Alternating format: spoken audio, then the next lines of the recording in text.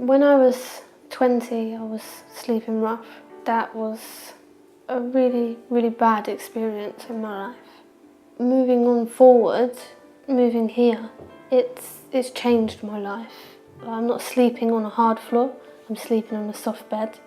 I can cook when I want. I've had a lot of guidance and support from the YMCA to move on, which has given me more confidence, independent, structure. So I'm just ready and I know what I want from this, and I've learned a lot as well to move on. We've been looking for a decent solution to the dearth of good quality accommodation for single people in London for about 4 or 5 years, and through almost a quirk of coincidence we came into contact with architects from Rochester Harbour and Partners who had been doing work on micro homes, and so their solution and our need created almost a perfect storm where we were able to tap into their expertise and help develop the Y-Cube solution. There is a chronic need for Y-Cube accommodation because we have people who come into our hostels in desperate need of housing. They are in hostel accommodation, which is fine, but comes a point when they need to move on and there is an absence of high quality move-on accommodation. So Y-Cube actually provides good quality, affordable, sustainable housing for them to move on in terms of their own personal trajectory. Everyone should expect and want their own front door and their own space and to live their lives independently.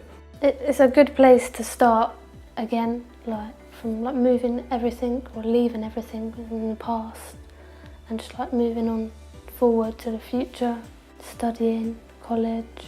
It's been brilliant that we've been able to work with Rochester Harbour and Partners on the Y-Cube. They bring a fantastic design team, superb architectural credentials to the project, which helps give us credibility when we're going to talk to people about the project. It's created an absolutely fantastic living space where people are really, really keen to come here. It's an amazing space created by great architects who are working really well with us, their team and our team. Their ethos just sits so comfortably with our own. We have been working on what we used to call micro housing for the last 15 years with different developers who've been very interested in how you can build affordable places to deal with the housing crisis. We came across the YMCA as part of a project that we were looking at in Wimbledon.